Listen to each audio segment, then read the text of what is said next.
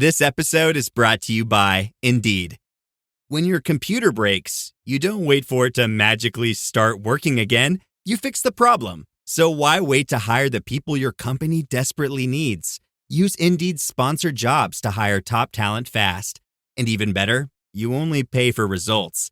There's no need to wait. Speed up your hiring with a $75 sponsored job credit at Indeed.com/podcast. Terms and conditions apply. Hey, I'm Margarita Monet from Edge of Paradise, and you are watching Brutally Delicious. The Brutally Delicious Podcast. The Brutally Delicious Podcast. The Brutally Delicious Podcast. The Brutally Delicious Podcast. What's up, everybody? I'm Dark Macek with Brutally Delicious. We are here with Margarita from Edge of Paradise, who just got off stage. Hey, how are you doing today? Hey, I'm doing good. Thank you so much for having me, and thank you for being at the show. Of course. So, yeah, fantastic set, by the way. You feeling good? Yes, it's always good to be playing in New York. I used to live here, so it's always a highlight. Yeah. Oh, I didn't know that. Wikipedia said, Yerevan to Moscow I to was LA. born there, yes. We moved to Houston, Texas, and then I went to college to NYU. Oh, yeah, hey. And then I moved to Los Angeles afterwards. So I always miss New York, so great to be back. So, okay, sorry, obligatory joke. Were you here for at least 7 years? No.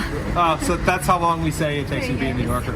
Okay, so oftentimes I'll say we're here in New York. What I mean is we're downstairs at the venue. Look around. We are in New York right now. So Definitely. I feel the air, the cold. yeah, totally. It's March 23rd. Is it? Yeah. So it's still a little. It's spring now, a little bit nippy.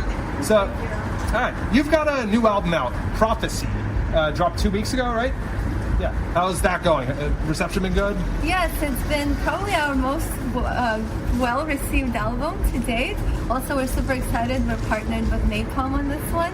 So yes, we are very excited. It's out there in the world. We're super proud of it. It's kind of like the ultimate collection of Edge of Paradise in the album. Like all the albums prior have been leading up to this in a lot of different ways. So we're just very excited about it. Sure. Yeah, I got to listen, and I definitely loved it, and agree with that, of course. Something I was noticing is, most of the time when I talk to people, there's a lot of doom and gloom about making albums in the record industry. You have released an album every other year for since 2019? Or was it 2021? I'm sorry. Yeah. So we released the album. I would say 2017 Universe is when the band really got on the path to where we are right now, sonically. So that was 2019, and 2021 was Piano, then Hologram, and then now Prophecy. We are definitely New York. It's very lively here. A lively New York That's street. awesome. New York. Right, you got to say that as soon as we start rolling again. Oh, I caught it. Oh, you got New York? All right, nice blooper. Sorry, I had to pause for people on the street here. Every other year. Yeah. I know back in the 70s, Kiss used to release albums every 6 months or something. But nowadays, most bands are 3-4 between albums. Where's the creativity coming from? How are you not dry out of ideas? 5 albums in 4 years? I don't know.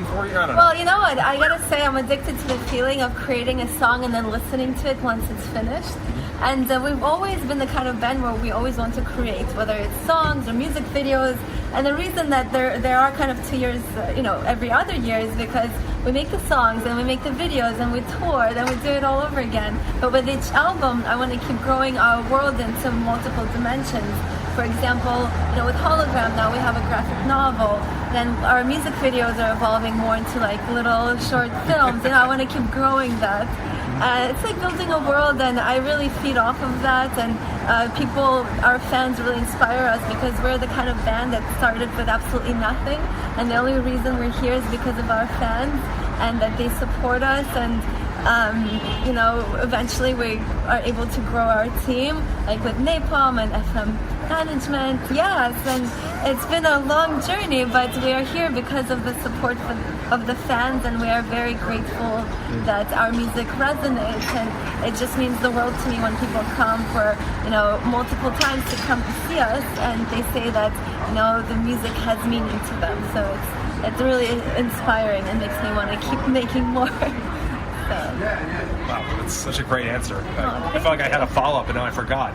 But on that note, so okay, you say you have a graphic novel for one of them, and now you're having like mini short films, whatever, as your music videos. Where do you go from there? Like, what do you? Full feature film. You want a 90-minute film about Edge of Paradise? Well, no, it's not about Edge of Paradise. It's the story.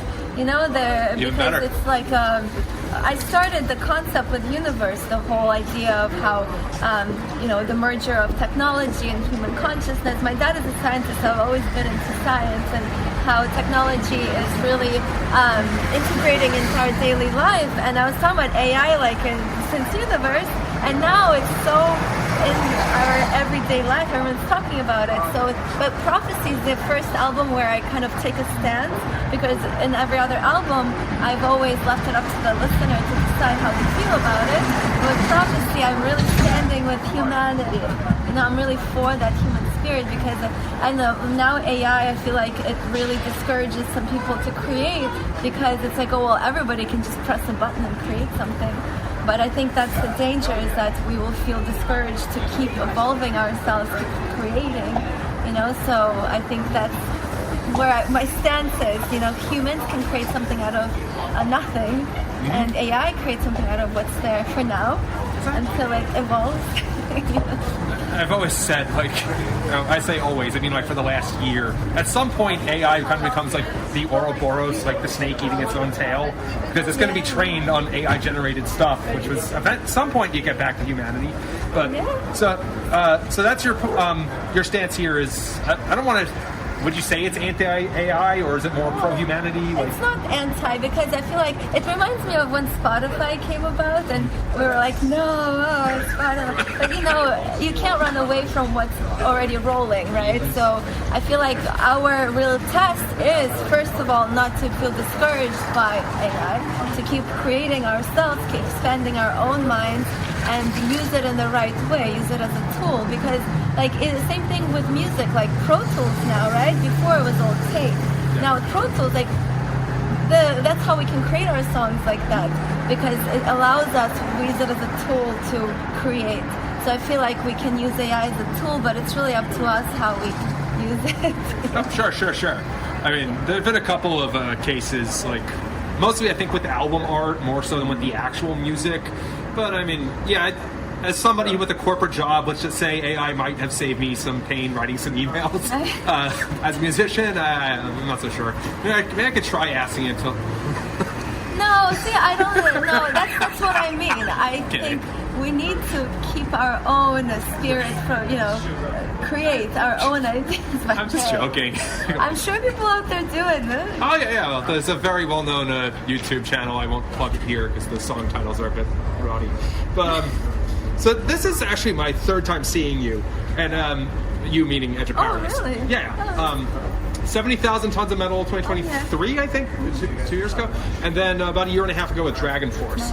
So on all of these, I mean this in not a bad way. You don't sound like Dragon Force per se. And I think you guys have a lot more.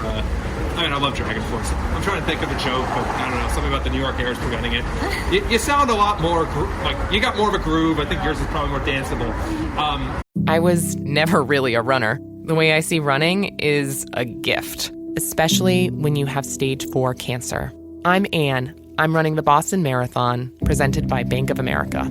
I run for Dana-Farber Cancer Institute to give people like me a chance to thrive in life, even with cancer. Join Bank of America in helping Anne's cause. Give if you can at BofA.com/supportAnne. What would you like the power to do? References to charitable organizations is not an endorsement by Bank of America Corporation. Copyright 2025. 70,000 Tons of Metal is a lot of death metal and stuff. So did you ever feel like you were, I don't know, different, out of place maybe?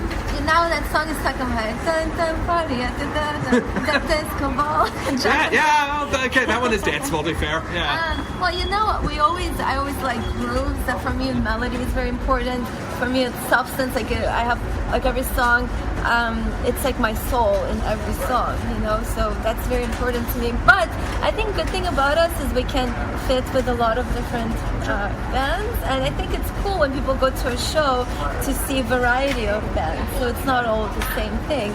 So I think it's fun, and we always get that feedback. You know, Educated is this, and you know, this is this, and Dragon Force is that, and people they kind of go through a journey at the show. So I think that's a cool thing. As a fan, I did too. I gotta say, I've had it where there were like 5 death metal bands in a row, and you know, you're kind of like, at some point, it all kind of sounds the same. Yeah. Sorry, that's but yeah, awesome. So, do you, in all those cases, like you were sort of in a support slot. Like, when are we gonna see Edge of Paradise headline? Well, hopefully next year or very soon. Well, actually, we're going to headline in Mexico. Oh, you in July, yes. Okay. So I think we're on the journey to that.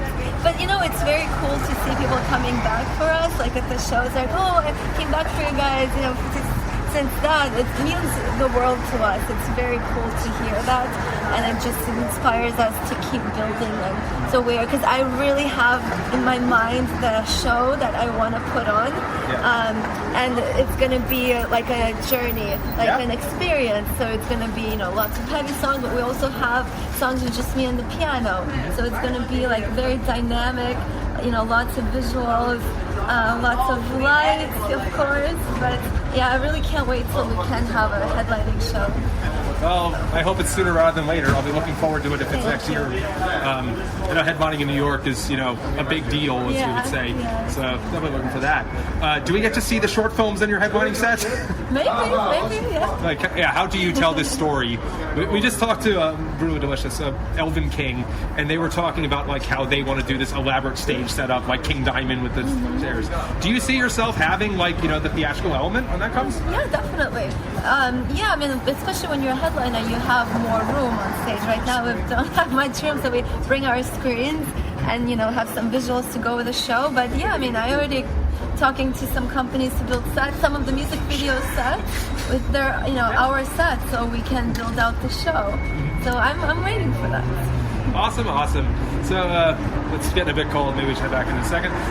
But given that this is the Brutally Delicious podcast and that your name is Margarita, I got to end with this one. What is your favorite cocktail? I thought you were going to say pizza. Well, I thought about that, but the moment kind of missed. Okay, Well, go ahead. Honestly, I'm kind of boring. My favorite cocktail is latte. Coffee. That's my addiction. I don't drink, actually. Okay. Yeah. But I mean, like that. Margarita? Oh, come on. You can do like... Okay, well, if I were to drink, maybe I would drink like a mojito or something. Okay, well, let's be an old-fashioned. Okay. You just had to skirt the Manhattan just a little Manhattan. bit. No, it's old-fashioned Manhattan. Those two are pretty similar, right? Very similar, yeah. I think they are. Awesome. Anyway, thank you so much, Margarita. It was great talking to you. Thank you so much. This is the story of Whitney Houston. This is the story of Kurt Cobain. Of George Michael, of Otis Redding, of Amy Winehouse, of Michael Hutchence, Bob Marley. This is the story of Prince. It's a new podcast series about how they died, why they died, and why we're still talking about them so long after. It's like nothing you've ever heard before. It's storytelling. But it's more than that, because rock stars, they tell us how we feel. They change our mood. They change the clothes we wear, the people we hang out with, the way we remember things. It's them who give us those ludicrous moments, the ones where you're jumping around, singing your heart out, feeling understood. And it's those moments we'll help you remember, the ones you're thinking about right now. That feeling. That feeling. It's coming soon from Crowd Network. Just search for Death of a Rock Star on your podcast app. And subscribe now.